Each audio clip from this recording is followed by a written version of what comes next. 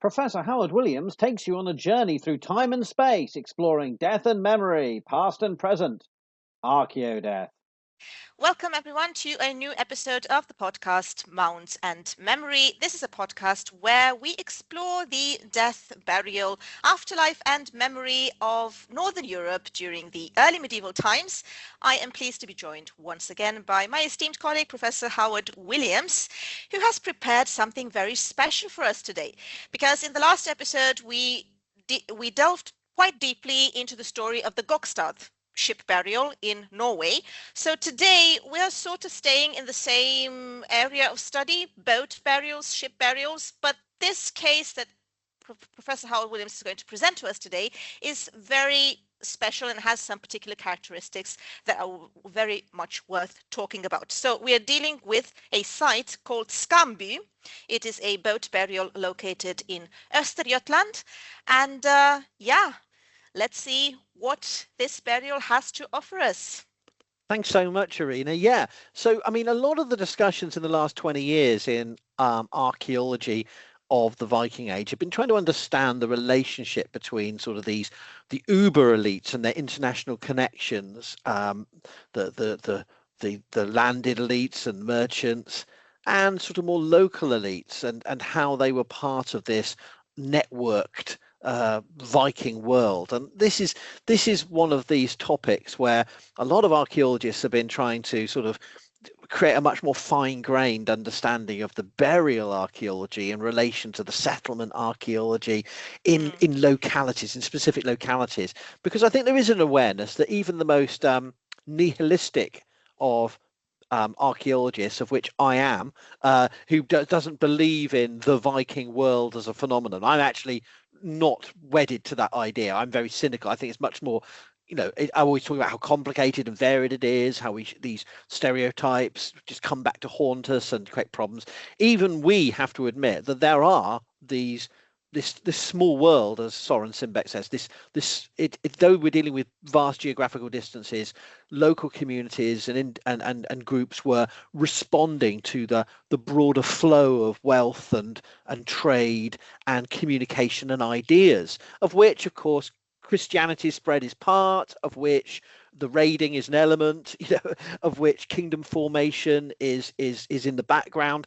And it's not some monolithic shift, but we can start to build a more fine-grained picture.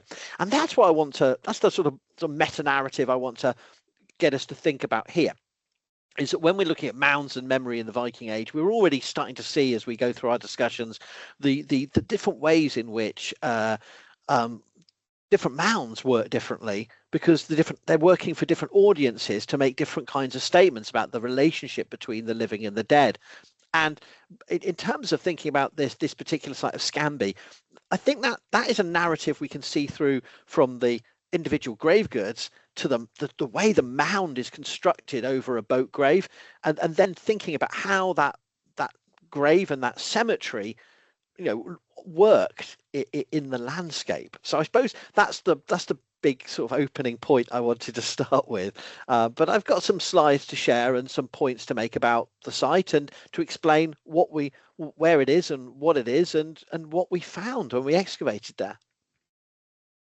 So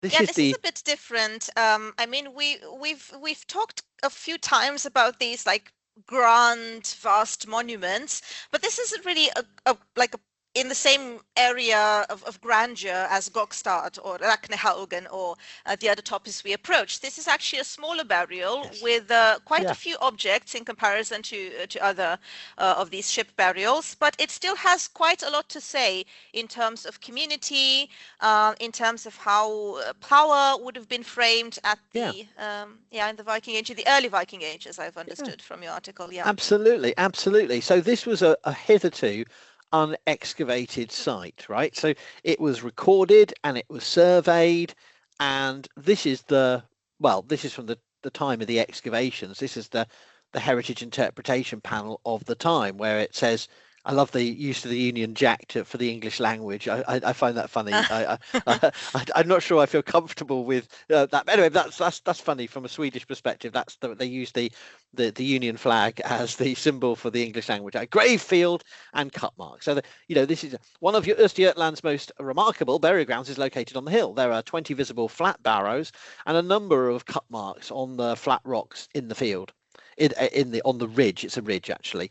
There's the large hollow in the central part, which may indicate that they originally contained wooden sepulchral chambers, which collapsed once the wood had rotted. And I think that's a general viable interpretation. You can see chamber graves and boat graves as surface traces, because they have that central collapse. Although there is an overlapping problem, is that in many parts of the landscape of Britain, you find those central depressions because they've been grave robbed.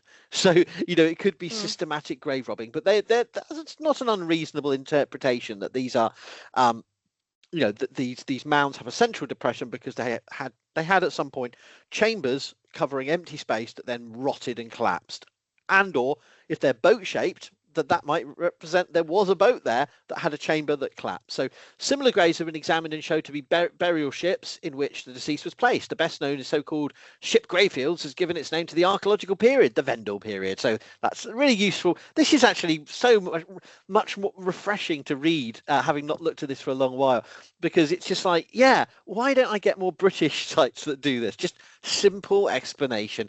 These graves were these were graves of a high status, and therefore it may be assumed there was a village here in the vicinity, perhaps with a chieftain family. That's not the best of English, but it gives the impression, this is nearby. There are elites living in perhaps a manor or magnate farm. This is a burial site of elites, perhaps. But you can tell from the early 20th century plan, they basically sketched the ridge. They've put the circles there's round mounds at the end of the ridge, and then there's a series of larger mounds, 8 in a row and 2 to one side. And there are also some other stone features and surrounding by fields, which may very well have contained further graves, but have been long destroyed by modern agriculture. But at least that gives you a sense of what we're looking at here. But this site had not been excavated before. And just to geographically orientate you, so on the map to the right, you can see this is Scandinavia. You can see this is the map of the main boat inhumations we know from the Vendel or Merovingian period, the sort of 6th to 8th century, and then the very end of the 8th century or later 8th century through to the mid 11th century into the Viking Age. So it shows that while boats can be cremated and boats can be treated in a range of ways in funerary rituals, we have stone settings. These are the boat inhumations, showing we know the earliest ones are 7th, 8th century. We have the English ones, the Anglo-Saxon ones, and then we have from Bornholm, the island in the Baltic. But we have also, it becomes a thing, and that's one of the tropes of the Viking Age funerary record. But it starts early, and so we've got them around, particularly Norway. We've got some in Denmark, and we've got this cluster in the Maladalen, the sort of area around Lake Mela in central Sweden. But we've got this one here on its own. And so if we go into the regional map, you get a sense that there's a clear distribution of these from the late 6th through to the 11th century, the Vendel and Viking period in Sweden, to the north. But this district doesn't have a clear attested pattern. So while we associate the Viking Age or the Vendel and Viking Age with boat inhumation, the region, this is going to become part of the province of Östergötland, and the Götar are one of the peoples that form modern Sweden in sort of the alliance of the Svea and the Götar. We don't, boat inhumation seems to be a rare thing in that region, although there are a couple of other sites where there are, again, untested surface traces where boat inhumations seem to be from the collapse of boat-shaped chambers, and both of them are in the region of Skamby, but Skamby looks isolated. So Oh, I went a bit too far. So this is Skamby. This is the ridge I showed you, just to help people understand. Surrounded by modern drained fields, very large modern agriculture. This has been heavily transformed in the post-Middle Ages. So this isn't a window onto a primordial landscape. And we all know characters and discussions of the British landscape that try to portray the British landscape as a timeless space.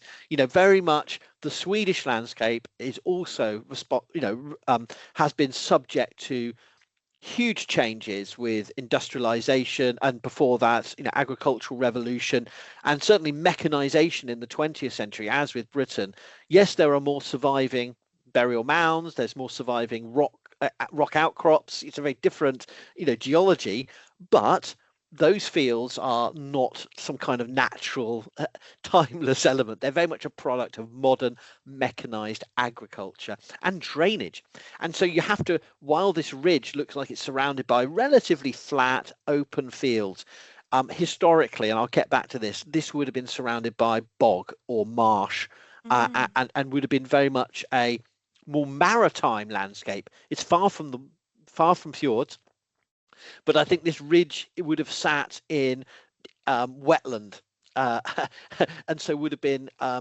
It's difficult to reconstruct exactly to what extent of wetland, but this area would have not been surrounded by dry land you could easily navigate. It's a very distinctive ridge, and this is looking northeast along the ridge from my colleague Dr. Martin Rundkvist climbing a very tall tree just to get some very low level, and you can see along the ridge here these large mounds with central depressions. And here another one, there's a tree in the central depression surrounded by a mound, and as you go up the ridge you see more and more of these towards the end where the round mounds are located. So this is a view up this line along from southeast to northwest, and this is our plan following our archaeological survey in 2005. Trying to give a little bit more detail to that early plan, giving a detailed topography, picking out extra features. And this confirms the earlier investigations, which show quite clearly a very distinctive arrangement of 8 boat graves. I'm going to call them boat graves. We don't know. We can only guess. And some colleagues were skeptical when we were excavating. Oh, there won't be boat graves. But I'm going to say boat graves. We've got a line of 8 of them along the top of the ridge, and then 2 sitting off to the side. And so the way I would interpret that is you've got, we can't know without full excavation the date, and I want to make this very clear, we only did limited excavations. We don't know the full date range, but these could have all hypothetically been erected in the same generation by people wanting to make a sort of new statement of genealogy and power in the landscape. And indeed, I say that because that is one of the hints of the site, another very famous site of Valsierra, which has long been seen as a boat grave aristocratic site, when actually most of the boat graves are mid to late Viking age. And it looks like that, yes, there was a tradition there of occasional boat graves from the Vendel period, but it looks like someone's almost inventing a tradition by rapidly, filling up that site with boat graves in the late mid to late Viking age. So we could be looking at a situation here of a short-lived dynasty who are wanting to impose on the landscapes, really, because these boat graves take up a lot of space, even small boats, and then the mounds, the monuments surrounding them. But this therefore dominates a ridge, or we could go to the other interpretation. We could see this as perhaps once every generation or once every 2 generations. Someone is special, right. Not necessarily everyone gets a boat inhumation. We don't know, right? I'm just saying absolutely clear. There's many things in archaeology we cannot be sure. It's quite a lot of boat-shaped monuments for like one area. Yeah, absolutely. I suppose it looks very organized. It looks very, very tidy. Like they're all in this strictly linear organization that forks into 2. But this is like something you don't see quite a lot in Sweden or in Scandinavia, for that matter. And if I just flip back to the photograph, it looks like there's lots of space, right? But like any ridge, there's a ridge line, there's a top of the ridge, and the 8 boats are on the summit of the ridge in a position where you could see them from all sides, and then 2 are still have prominent locations, but the ones nearest here and here are the ones that are off the ridge. And they are dominating space. They are saying we're taking up this huge space. Now the relationship with those mounds at the end is unclear, because we do have boat graves that often sit as a gendered phenomenon of masculine graves, and there may feminine graves are associated with them, and that you may be looking at Valsieda a different treatment of the dead. Maybe these are contemporaneous women of the same group or dynasty, and these are the men. Or we could have that, or we could be that these are earlier graves and they've augmented it, and maybe they destroyed an existing Iron Age cemetery and added these over. We don't know. Again, lots of questions we don't know, because we only excavated one, and we decided to put one and excavate one with the permission of the local authorities and the county archaeologist, to excavate the smallest one to do the most minimal damage, but to ascertain key research questions. And this is about responsible archaeological work. You only excavate when you have to, and this site wasn't under threat, but we wanted to ask some specific research questions. Basically, what are the date? What are the character of these graves? Are they indeed boat graves? And what can we learn from their excavation? And long story short, we discovered a very poorly preserved, small boat inhumation with traces of elite material culture, and we're not sure, and my colleague and I did actually disagree on this. I was much more in favour of the idea that this was a classic example, as with these other boat graves we've been discussing, of grave disturbance, of post-burial disturbance. That the reason why it was so disordered, the acidic soil meant that we had no real human or animal bone. So you could make an argument this is a cenotaph, but I think it's really down to the very acidic soil. But the artifacts found are disturbed and partial for what you'd expect for a complement of elite assemblage, in part because perhaps this wasn't a particularly wealthy burial, but also I think because it was robbed. And they were probably, as Dr. Alison Cleveness and others have argued, when these graves are being robbed, they're not being robbed arbitrarily. They are, as we discussed in previous episodes, people are targeting weapons and brooches. Right. They're targeting They're making items. a statement. To both decommission the dead and to reactivate those objects, bring those objects back. So I think what we found, the shorthand soundbite, is we found a very disturbed boat grave with evidence of stains with all on the plan on the right. The X's are surviving what we think are clench nails of the boat. Arguably, given how disturbed it is, you could make a case that this was a sledge or a cart, but the shape of the grave, most likely it was a small craft, 4.5 meters long, maybe. I think that's if I remember rightly, what we said. It's not a big boat. It's not an ocean-going, raiding craft. It's not. It's a smaller ancillary vessel that would have been either accompanying a longship, as your sort of backup craft, for stores and escape, or it is just a local river craft that's been used for this funeral. Yeah, you mentioned in the article as well the information you found in one of the provincial laws about these boats being used when you wanted to measure how much of the water a farmstead would have not only access to, but actually possession of, and you would use one such boat, like 5-meter boat, in order to calculate it. Like a person would sit there, and with a pole, they would kind of like divide the space, and to figure out how much of the farmstead would actually encompass part of that water. I found it very interesting. Yes, and so even these smaller vessels could have legal and social functions that are perhaps lost to us, but their choice of use in a burial is not to be sniffed at. Just because we've got these Gokstad and Oseberg ships, they're our gold standard for elite. But those would have been, as we talked about last time, those would have been exceptional even in the Viking Age. And what I think we're looking at here is a more localized elite who are still trying to make a big play in the way their dead have been treated. We don't know exactly who and exactly when, but we're looking at very end of the 9th or 10th centuries.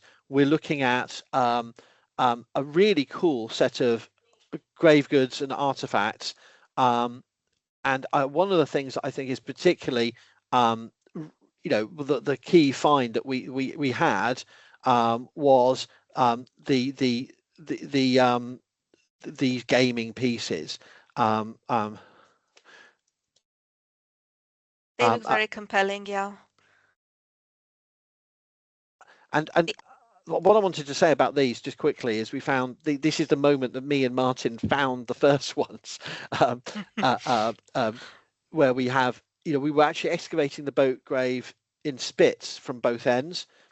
And we came and we were lifting the stone. There's only a single stone layer, and we'll talk about how shallow this monument was later, perhaps. But really, we're only dealing with one stone layer. So we were talking about this as a barrow or mound. It really wasn't. It's a stone platform, and this we're basically coming at either side at the last layer of stones at the centre of the grave that were over deposits, and we'd come across very shallow traces of the boat, and we basically found in the center of them these amazing dome-shaped amber gaming pieces. So we presume this is Baltic amber, so not local, but not from that far away. So the type of the amber you would find in sites like Birka, for example, the trading town, or other imported sites like Hedeby and Ribe and so on. Yeah.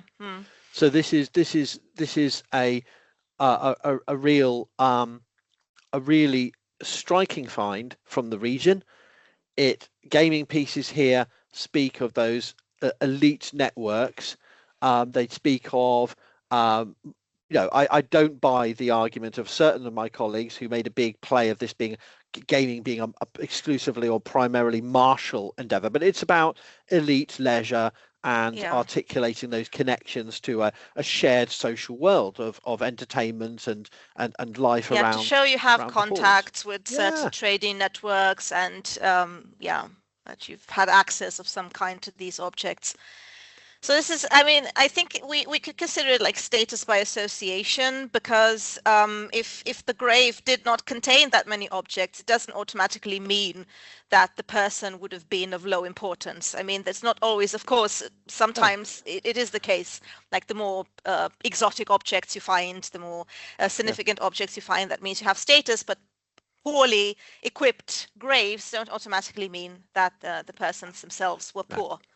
No. So we obviously nuance our argument with all of those qualifiers, that this may be, lots of the wealth may have been organic. Poor graves don't mean poor people. Rich graves don't necessarily mean a rich individual, because it's about family and gifts from others. And also the other thing we speculated about, which we can't prove, but people seem to like the idea, and it was Martin's idea, is the whole point is, you could be dealing with gaming pieces that represent sets of, a board with it set out for a game, and you could argue that another player's pieces were made from a different material and therefore are lost because organic preservation, right? If they were wood, they wouldn't survive, even though they may be highly prized objects. But the fact we also made the point, well, maybe it's not that. Maybe what you're doing is you're bringing your pieces to the game, and then what is not, even though the museum set this lovely underlit board up to evoke, and this was in the Linköping Museum, and I was very flattered to see they set this up as a way of showing our finds being underlit, because they look gorgeous, absolutely gorgeous choice to display finds. So I've got no criticism of that. But what we're not saying, actually, because even as they're set up here, there's more, there's a lot of pieces that what I think may be here actually going on here is you've got someone who in death is given their gaming pieces, and maybe what the idea is, you brought your gaming pieces to the game. So that's part of the sociality of, we don't know for sure, but I just think it's worth playing with the idea that what we're seeing here is not a game set up, but a set of pieces that you would bring to wherever you were traveling to, in the anticipation of meeting people who would have gaming pieces. So you can see it either way, but I like that idea because I think it does help us to think about the burial as an interactive space between the living and the dead, and the dead anticipating that the dead are going somewhere, anticipating future activities, future games, future battles, future journeys. So the grave is not to be taken literally, but it may be part of that performance of ongoing connection. And we don't know where, as we've talked about before, we don't know exactly where everyone thought they were going into the afterlife, but that they're taking stuff along the way and for the destination too, that embody that identity, their identities and relationships. So I don't know, you can see it in different ways. I'm not being emphatic about this, but I think in our article I stand by. It's a part of this art of storytelling, as you said, connecting the living with the dead. And I now remembered when we talked about the Salme burial, that was this person who had in his mouth a gaming piece. So that can also be telling for the sort of funerary drama kind of thing, interpretation. But yeah, I can definitely imagine people thinking that, okay, if we place these gaming pieces inside a mound or inside a boat burial or so on, we can imagine that the dead would in some way be able to continue their aristocratic lifestyle, including feasting and strategic play and whatever in the next world, regardless which world. And so the evidence from Salma and other sites that has transpired since has only substantiated what we said. We were visionaries in our day. No, but but we but seriously, Mark Hall's work he's done all the work on gaming pieces, both in the insular world and in the Viking world. The insular world being these are Britain and Ireland before the Viking Age, as well as then into the Viking Age. And his work is basically making those points very clearly, that that the importance of not just saying it equals status or warrior status. These games were used by women, by men. They were part of that social world. I think even children. If I recollect correctly, in Dublin, at least in the settlements, so gaming pieces were found alongside children's toys. So they would have definitely been an essential component of this whole idea of socialization and education and integration into society from the very beginning. And it's I don't want to go through all of the finds, but I just want to sort of flag up that we found a single bead, a glass paste bead, and if it was a robbed aristocratic woman's grave, this is a really crude argument. If it was an aristocratic woman's grave, you'd expect more dress accessories. You wouldn't expect a single bead. We can't prove the identity, gendered exactly of this grave, but finding an isolated solitary bead would make sense for a grave that had a sax, a scrum sax, or a sword. It may be a sword bead or a part of masculine kit, but it wouldn't make sense as a single object in a wealthier woman's grave. So it doesn't prove anything, but we kind of said, based on the evidence, this is most likely to be a man's grave, but we can't say much more. And that the single bead is actually more revealing of that than you'd think, because if a single bead could be part of the sword bead that would have been tying up a sword. So it's or not. It may be simply that they recovered every single bead bar one. I think that's very unlikely. Has the bead been analysed? Do you have any idea where it came from? Or no, I don't think there's been any follow-up work on this particular item. The ironwork is limited and crude, but includes an ice or frost nail it's called different things from a horse's horseshoe, and also possibly a boat hook and some other elements of metalwork that could easily be part of seafaring gear. So nothing particularly spectacular, but we think if we think this is a grave that may have been rifled within a generation of burial, I think we may be looking at anything more higher status, like swords, armor, have been taken, and that any horses sacrificed may only be revealed by this one item. This could be symbolic. They could have just symbolically alluded to horses. They could have literally, and I'm not saying they did, but they could have literally sacrificed 3 or 4 animals over this grave, and we wouldn't have seen it because of the poor quality of the bone preservation.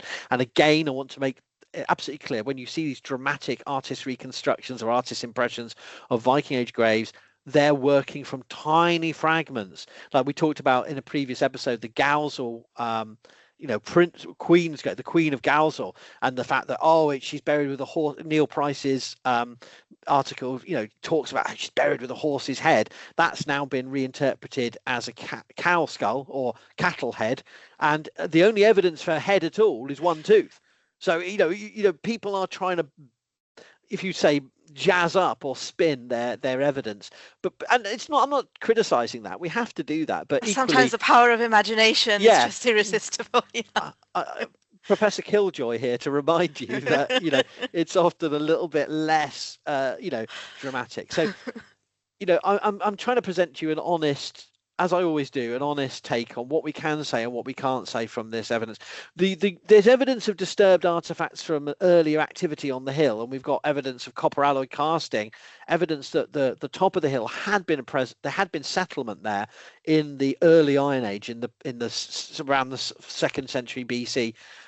So there was disturbed earlier activity mixed in with the boat grave of an older settlement, but the artifacts were relatively modest, but still revealing of I would say, an elaborate elite funerary performance, taking up space on a locally important ridge, involving the deposition of grave goods that would have been part of an elite assemblage, but I suspect heavily robbed within a generation of burial.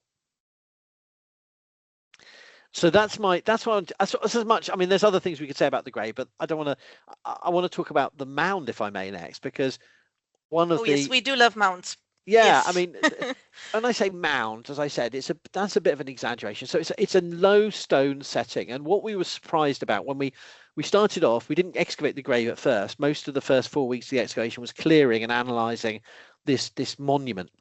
And you can see the central strip of turf in the middle is where we kept the grave uninvestigated, so that we could first excavate the strip, clear the turf, and then plan and analyse the stone structure. And we realise we're dealing with a 1 to 2 stone thick monument. This is not intended to be seen from afar like Beowulf's Mound, on a sea, a sea peninsula, where this is very much about a localized, ritualized platform. And what I've argued in a subsequent article, building off my evidence here, is that what this grave is about choreographing elite performance in death, and what they're doing is they're creating a stage for performance. And the other thing that I would say, that this in looking at the composition of the cairn, I don't want to. There's a temptation to impose intentionality on every stone and say, "Oh, look." But when you look at this arrangement, this is something a couple of dozen people could pull together in a few hours, right? This is not a vast amount of labour, and what we did notice, though, that within its structure are curves and arcs. So you can almost imagine you're looking at a one layer. Some of the stones are big and maybe there already. Others are smaller. You can almost envisage, and I'm a bit speculation, but you can almost envisage a family of different ages and genders with different capabilities moving these stones and placing them quite rapidly into a cairn once the boat has been interred and perhaps a small wooden structure has been raised over it. Almost like this was done in a day by a extended kinship group or local families coming together for a funeral. Much more intimate than the grand sort of elite theatre. It's still an elite theatre, but it's much more rapid than perhaps some of the representations of funerals have been, of protracted ceremonies that we've been led to believe. And I would make the point that that's not a contradiction, because even the account of Ahmad ibn Fadlan, which cannot be taken as a direct reference to everything that's going on in Scandinavia in the Viking Age, does talk about, there's a lengthy process of 10 days of preparations and celebrations, but the funeral itself is quite rapid. Right, so it's almost like not people aren't going to hang around for forever. This has got to happen with a rapid order. And when you look at a monument like this, you're looking at labour that's been choreographed. People may have been different states of alcohol consumption, different levels of relationship with the dead, mobilise for a few hours to compose a platform. And the other aspect of this, there's other aspects we can talk about, but the other aspect of this kind of low monument is you've got something that's a bit happenstance, a bit messy. There's some larger stones that are left seemingly as markers around the edge. But what you're also looking at here is a monument that would protect the grave, but would leave the grave a visible mark. If this was a small boat with its mast still up, the mast would still be visible. If that wasn't the case, you'd only be about 2 stones from getting into that chamber again. So this is not a monument that's capping and sealing a monument against robbery, against disturbance. This is more like a ritual platform in which the dead are still tangible. They're just below the surface. And if anyone's a fan of the TV show Vikings, when you have Floki going to his father's grave and just moving a few stones, I was having excavated this site, I was simultaneously thought, that's a bit silly, but is it though? Because that's exactly the kind of site I was excavating with Martin and my students from the university at that site. You know, it was very much like the kind of landscape where the dead are literally below your feet. They're not hidden in some of them in massive howls. They're all, you know, you can sit on them and talk to them and maybe imagine you're going into journeys into these huge chambers. You know, we know that from the saga literature. But I think most graves in most landscapes in Scandinavia the dead were literally a few stones away. And therefore the relationship between the living and the dead is perhaps different from those stylized saga accounts. You know, that the dead, it's not about can you access the dead, it's can you do it, would you do it, are you allowed to do it, are you fearful, are you sanctioned to reinvestigate those graves? And so we don't know what happened next. We don't know if people came back every year, every month to celebrate. Did they add further burials, you know, scattered cremation remains on here? We don't know.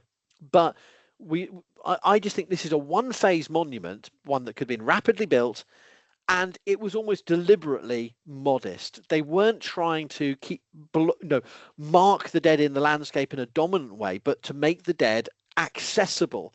You know, it's almost like it's like foreshadowing grave robbing. It's like setting up the dead as an accessible space. I mean, yeah, these are big stones, and one stone was particularly big and intriguing. This is the 2 photographs of the central stone, and this looks like it collapsed into. It was a monolith that marked the grave, but then as the boat rotted, it slumped into the burial pit. So what we think happened is that this central marker, almost like said, get it here. This is where this is the grave. And so it moved a bit as the boat decomposed, but this would have been the marking, the very spot at the center of the grave.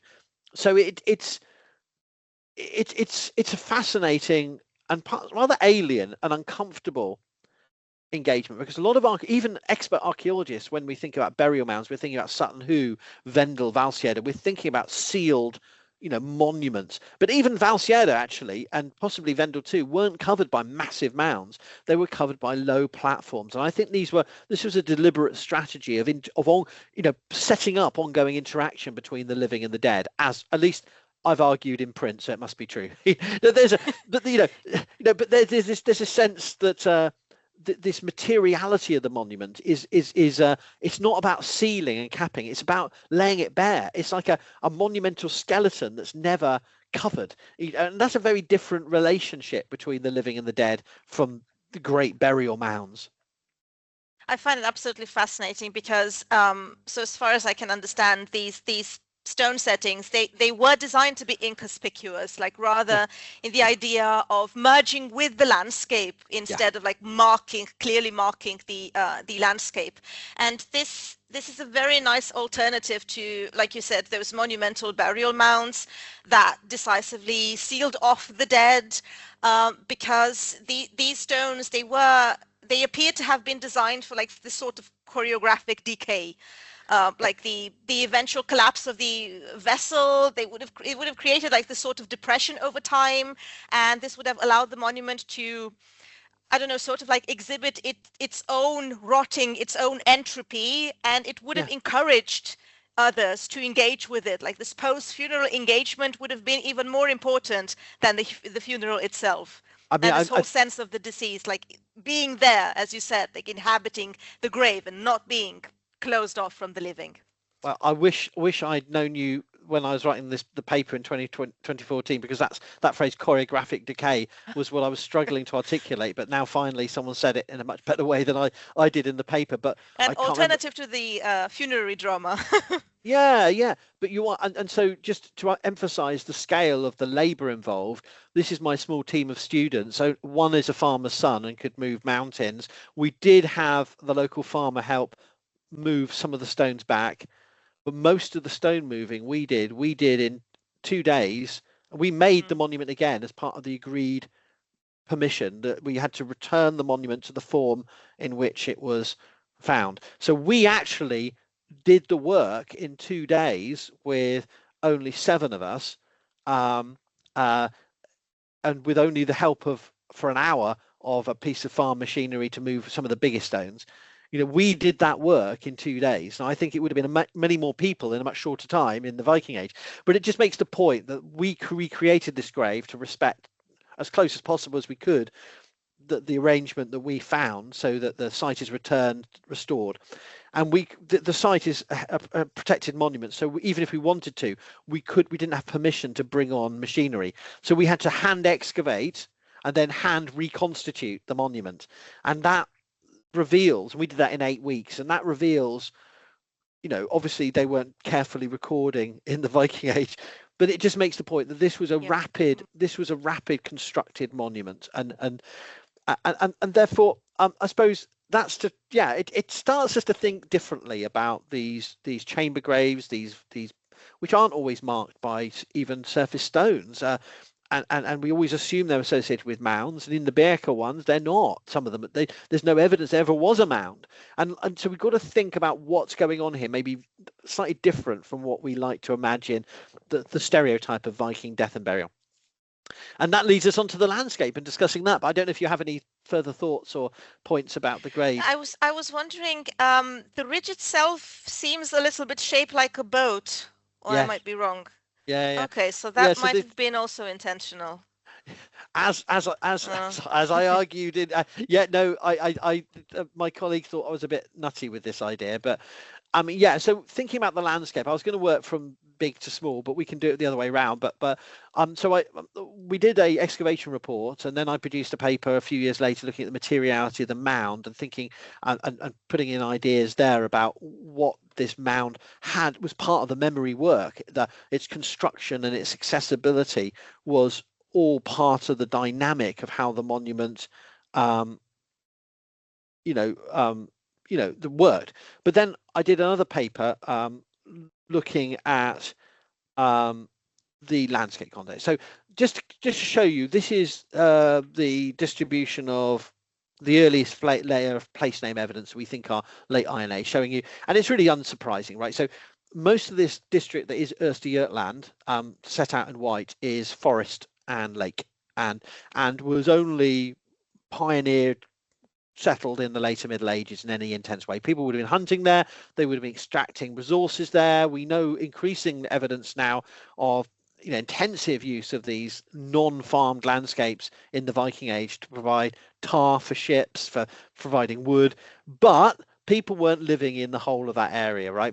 The band, the fertile agricultural land for agrarian economies of the late Iron Age is in a strip from Lake Vattern in the west through to the Baltic in the east, via various smaller lakes, including Glun and Roxen. And this helps to put broad context on the geography, that the Boatgrave Cemetery was on this peninsula, now called the Vikbalandet Peninsula, between 2 long inlets to the Baltic Sea. It's a very distinctive zone. It's a coastal zone. It's a Viking zone. It's an area where the people are trading and raiding. They're victims of raiding. They're recipients of trade, but they're perhaps also participating in those trading relationships. And for the main elites who are becoming, in the later Middle Ages, the powerful landowners of the region, in the Viking Age, I bet these people were liminal. They're coastal. They are the pirates. They are They are the people you need to negotiate with and work past if you're going to connect up the Viking world of rivers and lakes. The river kings need these coastal peoples. They're in a special position. And so when we look closer geographically at this Vikbolandet Peninsula, it's really interesting that at Stegaborg, where there's a later medieval castle, we have evidence of a first millennium AD barrier that was, this is a restricted place on the Slatebacken inlet. And this is one of mainland Scandinavian's few linear earthworks, dated roughly to the same time as the Danevirke. This has been given the antiquarian name of the Jotavirke.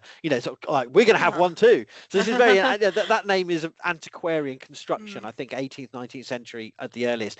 But that line is really interesting because it's from my field investigations. I haven't published on the Östergötland, but it's blocking. It's not by the coast now, but remember, sea level has risen. Söderköping, the southern market town, is now inland, but it would have been on the coast in the later Middle Ages, right? As Norrköping was on the coast in the later Middle Ages, very important industrial town for Sweden's history. But these north and south market towns would have been on maritime trading routes. But I suspect the Götaverk is basically blocking sea raiders, making it overland further in. So it's not positioned to guard the coast, but it's about blocking access for trade and raid from this coastal peoples to the inland. Now, whoever they were blocking against, they may have been blocking against these people, or they're more interested in raiders from Estonia, from the Lake Mälaren region, or Öland, Denmark, whoever is raiding the coast, that linear earthwork is blocking access. And what's really interesting in this zone, therefore, this very exposed coastal zone, there are two boat grave sites. There's the Malm, which is a big Iron Age cemetery where there's I think there's 3 boat-shaped inhumations, but the Skamby site is on that peninsula, right? It's very much in that coastal zone. And so I don't want to make too much about the people being Vikings, but I'm in that traditional sense of coastal peoples involved in controlling trade, occasional raiding. This is the area where boat inhumation is being practiced, not in the more wealthy, inland, fertile agricultural lands. And if we look at the overall distribution of archaeology, and this is just to give you a crude background, this is a landscape that by the Viking Age was peppered with cemeteries showing long-term Iron Age settlement patterns. So the cemeteries are a sort of proxy, and so this left plan shows you all of the different sizes of Iron Age gravefield. The star is where Skamby is, and what I want to point out here is that you're not simply at the east of Östergötland, you're at the east of the east. So if you basically go east of Skamby in the south, there's only one parish away from no Iron Age gravefields, and that's because that east end of the peninsula, even today, is very sparsely populated, and in the later Middle Ages looks like it was these parishes of Östra Nu is very much a late creation in the Middle Ages. So I'm saying in the Viking Age, Skamby was at the very east of the settlement zone. It was on the very edge of the edge. So the zone is on the edge, it's on the coastal fringe, and then the specific location of the Boatgrave Cemetery is on the inland edge, but also it's not near the coast, right? So we can estimate that this inlet went further in the Viking Age, but you're inland. And if you look at the hill forts, these hill forts are traditionally in this period, hilltop fortifications are dated to the late Roman Iron Age or migration period, but frankly, they could have been used and reused at different times. What I would say with this map is that Skamby is one of the most protected locations in that coastal zone. You can't get to it without passing by multiple hill forts. Now, I'm not saying all those hill forts were occupied, and when we're talking about hill forts, we're talking about potentially just watchtowers or defensive rings that may have been only occasionally used. But my point is, you cannot get to that location without passing by lookout places. It's the closest, most defended place you can get within that landscape. Could we perhaps draw a parallel with other sites? Because I don't know if I remember correctly, even either Valsierde or Vendel, they're also located in like the sort of periphery. I think it was Yeah, Vendel in Uppland. that's right, and That I've made that parallel, but I must admit I haven't kept up with the literature on whether people have taken that further and refined that. But yeah, so the argument for Vendel and Valsierde is it that was a they're on the dead end either way for both. they're I mean, both north cases south. was yeah, They're on yeah, the edge of the yeah. settlement zone. So Mm. I would say there is a crude parallel there. I would love to see more work done on that. But yeah, I would agree. You're absolutely spot on for what I was thinking, at least when I was writing this stuff. And if you look at the rune stones from the region, which are obviously later than we imagine the Viking boat graves are, and I've just denoted on the left-hand map with just little R's, because that's the symbol used on it's and the bigger R's are for multiple sites. So this shows again, this by the late Viking Age, this is where there are elites or at least moderately wealthy farmers, right? Whatever you want to call elite. You've got local elites who are commemorating their dead in the era of Christian conversion in the 11th century with some of these runestones could be slightly earlier, actually. They're very sort of, but just crudely, this shows you where people are living and commemorating in the landscape. And look where Skamby is. It's surrounded by a little concentration of runestones, some of them with multiple rune stones, and so this is like what Stefan Brink would call a settlement district. This is a local area where you can imagine local elites of one or more families would have been wanting to show their status and identity to their region, not necessarily speaking to long distance connections, but that would have been part of the story. And by the Viking Age, they're starting to put up runestones and then churches, and slowly the landscape is becoming medieval, if you like. It is becoming, in Scandinavian terms, it's becoming more formalized with Christian conversion. But Skamby sits in that little cluster there at the very eastern edge, and there's no runestones from the east end of the peninsula. I'm not saying no one's living there. There have been hunters, fishers, they would have been extracting resources, but there's no permanent farms. Right. So, yeah. and then if you drop down closer still, you can see that Skamby is on the end of a little river called the Or, just the stream. It is on a little sort of circuitous route to the Slatebakken inlet, and this is little more than now a drain. Now in modern agricultural terms, it's been cut and canalized, and that's why it goes so straight here. But I suspect what you're dealing with is an upland zone of wetland on a stream that you could get small boats up, not big craft, small boats up to it from the coast. And the Boatgrave Cemetery sits on this little ridge out from these streams in probably wetland, at least in seasonal wetland, I'm speculating. And now it's a distinctive boat-grave shaped ridge surrounded by modern fields, as I said at the beginning of this talk. But as these aerial photographs show, it is boat shaped. So the whole ridge really is boat shaped. Yeah. So it really, it fades off to the north, the southeast. But these are looking from the north, the northwest, looking southeast. But certainly, towards its tip, this is a really strikingly boat shaped ridge, and you can see all the boat depressions along it. So, what do we make of that? Well, nothing. You can say, oh, that's just a coincidence. All ridges have a wider bit and a narrow bit, but it's kind looking at the broader picture, rather not. I mean, these are farms these are other ridges, but it's not and it doesn't but there is a point here that you're looking at a landscape that is locally prominent, locally water accessible, seasonally at least, and would have in the local landscape been a platform for ritual ceremony. You could gather hundreds of people there. I'm not saying they did, but it could have about thousands of people to watch what's going on this ridge. Absolutely, and there are other burial sites around there.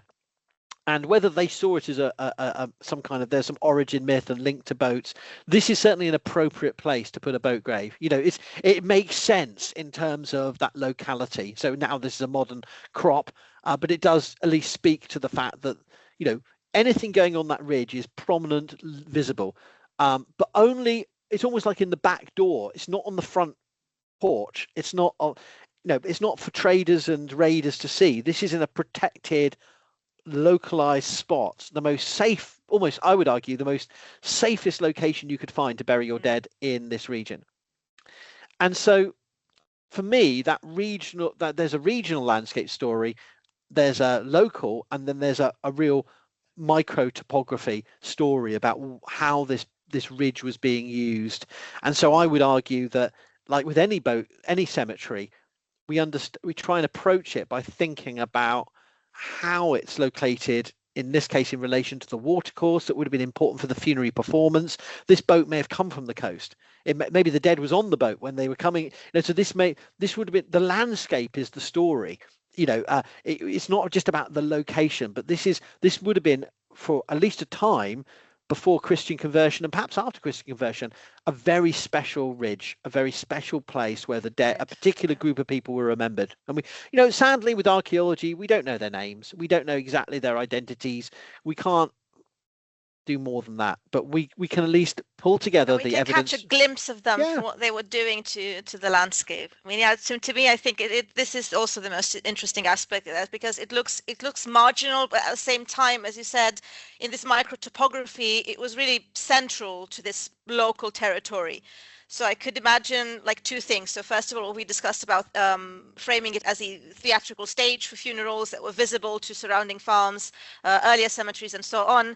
And then perhaps also asserting a presence, an authority, a genealogical history at this very edge of the settled region. Yeah, and of course that you could argue that with a massive funding project, and if we felt we had the confidence and right to excavate the entire site and the landscape, there's so many more questions we could build. But at least as a small research project leading to a excavation report and two more interpretive pieces, one looking at the monument and the landscape, that kind of took us in a new direction. I would certainly say that looking at the works we were looking at about Canel and others who have been looking at the issue of how the materiality of monuments and the landscape context of monuments is so important.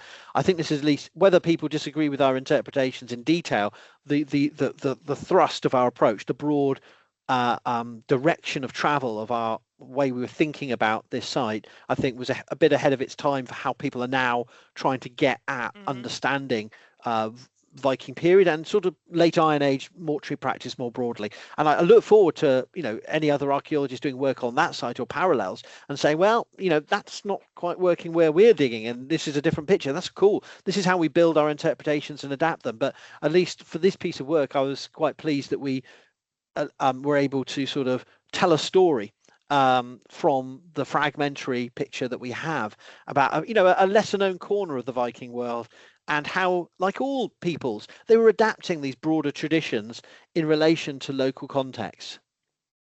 Absolutely. Thank you so much, Howard. This was fascinating. It's fascinating to see also these local communities as developing their own version of technologies of remembrance, as you mentioned multiple times in your work, and not just focus on the big monuments. So absolutely, and this is how we do. We are constantly, as archaeologists and historians and scholars of the literature, tacking between big picture, small locality, and particular, whether it's one text and then look at the broader tradition, how does it fit in? And that's how we always work. And I think it's really important to sort of, keep that perspective in mind. That archaeologists, we may do occasional sound bites, but we're always trying to think about, in big picture narratives, but we're always trying to think about that local story.